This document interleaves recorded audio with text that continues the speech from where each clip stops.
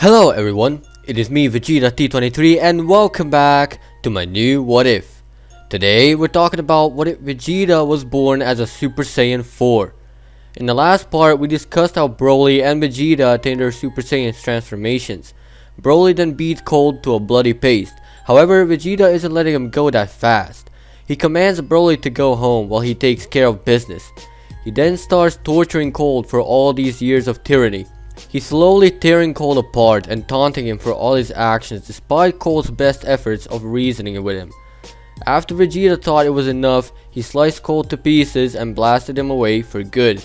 It's been a while now and everything was peaceful, but not for long as the Red Ribbon Army barged in the city and started pouching people. Kakarot noticed it and took action since he had no one to rely on, both parents being at work. He taught the Red Ribbon Army a lesson and then returned for his feast. With the recap out of the way, let's continue the what if. After all that, Vegeta gets a call from Bulma and she needs help with something. She tells him about the wishing orbs called Dragon Balls and she needs help finding them. Vegeta stops for a second and thinks about what he can do with them. He ditches the idea of bringing Planet Vegeta back because making Bulma happy is more of a priority for him. Vegeta agrees and he instant transmissions to her. They share a nice little kiss and Bulma continues with the idea and how they are attainable using a dragon radar she created. Vegeta is surprised and compliments Bulma's skills. They then depart to the unknown. They make their way to the first Dragon Ball. That Dragon Ball is, you guessed it, on Roshi's island. So they prepare to fly there, but before they can, they found Turtle on an island, looking for a shore. They share a look and then help the turtle get to the shore. Turtle thanks them and tells them to wait here. And at first they are reluctant but agree anyways. Turtle departs and they see he departed right towards the first Dragon Ball. After a while they see the Dragon Ball moving towards them.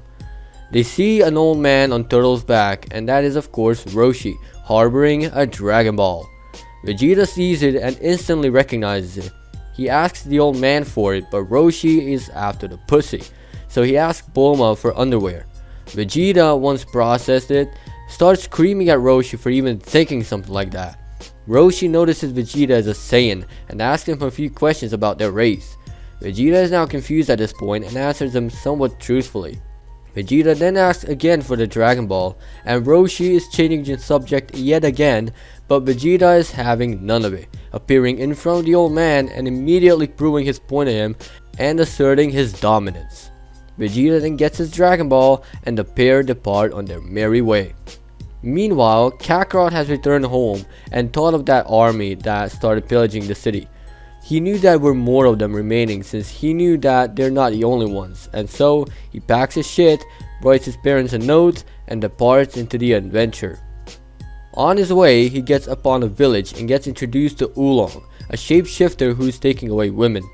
He enters the village and everyone is inside, scared of him that he might be Oolong. Just as that happens, Oolong barges in as a dressed up demon, looking for a girl who he'll marry.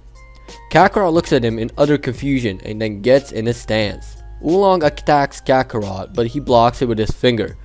Oolong is now in danger as he transforms into a bat and tries to run away, but Kakarot flies up in the air and catches up to Oolong and catches him. The residents exit their houses and congratulate him on accidentally defeating the one who's been terrorizing them this entire time. They tie him up and question where are the rest of the girls, and he complies, especially when Kakarot's around. They eventually rescue them and Kakarot enjoys a nice little feast there.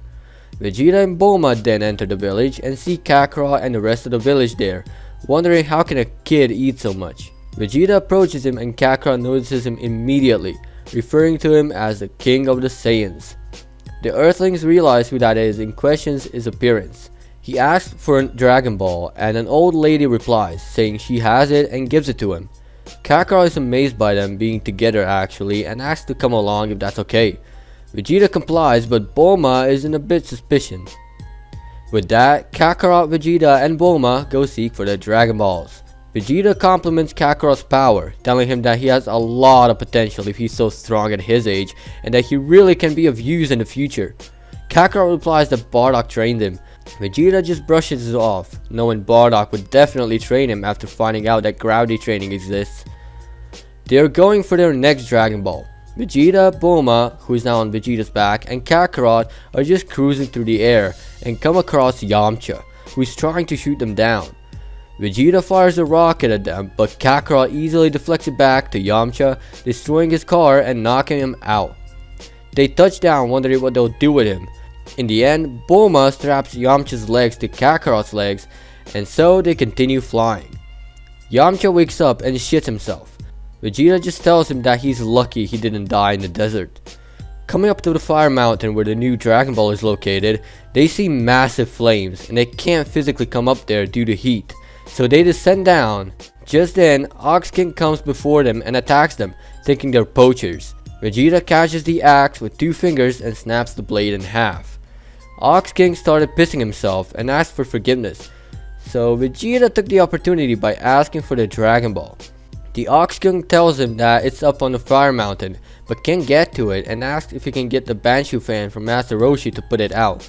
They remember the old creep, and Vegeta says he'll put it out himself. He gets up in the air, transforms into a Super Saiyan, and pushes large amounts of ki outwards, exerting even more with his hands. The fire is now starting to disappear, however the mountain is collapsing the more he pushes his ki towards it, so he does a finishing touch using a pond nearby. He fires a galley gun at it, splashing water high and far, right into the mountain, extinguishing it completely. The Ox King thanks him and runs up to the castle, but they follow in case he's trying to ditch. He finds the Dragon Ball and gives it to them. They then go on their merry way after that. With that, we're leaving things be for now. Thank you for watching. If you think my drawings are trash, then click dislike, but if you liked the video, hit that like button. If you'd like me to cover your idea in the near future, comment down below, and as always, peace out.